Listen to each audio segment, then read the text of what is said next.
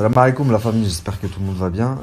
Du coup, très brièvement, dans l'épisode précédent, je vous expliquais comment MB avait monté un complot pour faire tomber Michael Bizet.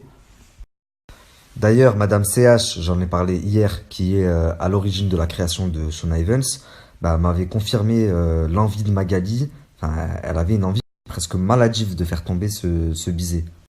Désolé la famille, j'ai reçu un coup de fil, ça a duré plus de temps que prévu. Du coup, ben, je reprends de suite. Désolé la famille, j'ai reçu un coup de fil, ça a duré plus de temps que prévu. Donc il y a quelques jours, je vous ai également dit que une personne qui s'appelle Issam Shari, il me semble, je vous confirmerai tout à l'heure, qui travaille à Public, il travaillait également au Black pour Je Book une Star. Donc déjà, il n'avait pas le droit parce que tu ne peux pas travailler et à Public et pour Je Book une Star. C'est pour ça d'ailleurs que tu travaillais pour Michael Bizet au Black. Il a beaucoup aidé Magali, enfin il a contribué à la chute de Michael Bizet. Donc déjà c'est pas cool parce que tu craches sur la main qui t'a nourri et qui t'a aidé pendant pas mal de temps. Donc aujourd'hui je vais vous parler de ce Issam de Public. Mais pour commencer, je vais vous prouver qu'il a bien travaillé pour Je Book une Star, alors que, enfin au Black, alors que c'était interdit. Il lui demandait même de faire des fausses fiches de paye pour qu'il puisse prendre un appartement. Enfin, regardez les snaps qui vont suivre.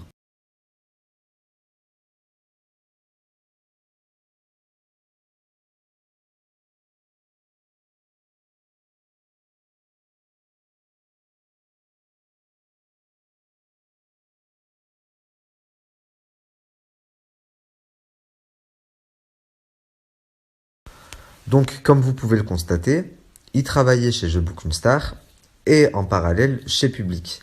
Puisque oui, en 2016, tu étais déjà chez Public, n'est-ce pas? Donc c'était cool. Public, c'était la sûreté, parce que tu avais une évolution de carrière possible. Mais à côté de ça, Je Book une Star, il est en train de cartonner, il te lâchait beaucoup d'argent, c'est lui qui payait ton loyer. Donc bien sûr, tu n'allais pas cracher dessus. Enfin, jusqu'à ce que tu trouves une meilleure liane, parce que c'est comme ça que tu fonctionnes. T'es le genre de gars que je ne supporte pas en fait. Donc à l'époque, t'as senti le vent tourner, donc t'as commencé à te rapprocher de Magali, tu lui donnais des informations sur Bizet.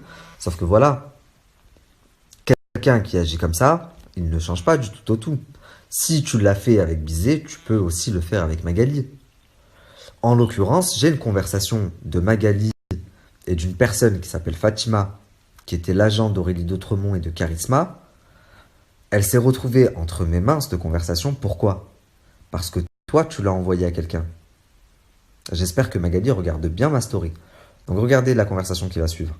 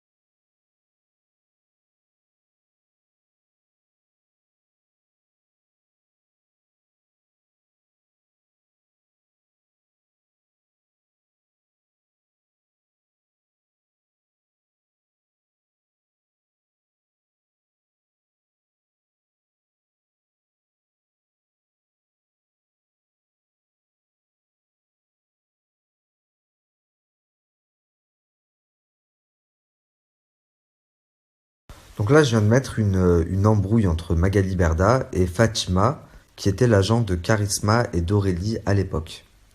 Cette conversation, si elle a fuité, c'est parce que Issam, c'est un traître. Et que même s'il était avec Magali, eh ben, il a fait fuiter cette conversation. Par contre, quelque chose que Fatima sera ravie de savoir, donc si vous la retrouvez, cette Fatima, l'ancienne agent d'Aurélie, ben, en fait, elle t'a volé, enfin, tous les contrats qu'elle a fait signer à ses débuts, Sean Evans, c'était les tiens. Parce que Charisma était dans ton agence et que bah, tu lui avais fait un contrat qu'elle avait passé à Magali. Et Magali a copié tes contrats pour faire signer à tous ses candidats. Elle n'a pas fait appel à un avocat, donc je pense que tu peux l'attaquer en justice. Ça, c'est de un. Ensuite, donc c'est quand même dingue. Jusqu'à même les contrats, elle est partie les pomper chez la concurrence. Elle n'a pas payé un avocat pour lui établir ses contrats pour ses célébrités. Je termine le sujet sur Issam de Public et ensuite je vous parlerai de Fatima aussi un petit peu. Donc Issam de Public, tu travailles avec Magali, tu donnes des informations sur elle, mais en plus de ça, tu te sers de certains de ses candidats. Comme par exemple avec Nicolas Lozina que tu bookais très très souvent à Serge, à LSM Prod, et tu lui disais ne passe surtout pas par Sean Evans, passe par moi, c'est moins cher. Et en plus de ça, tu es très proche de certains candidats, puisque tu te dis être l'agent de Sarah Lopez ou de un tel, mais par derrière, tu les démontes. Tu racontes leur vie, tu parles d'eux en mal, en très très mal, alors que c'est censé être tes amis. Ça en dit long sur la personne que tu es. Regardez les stories qui vont suivre.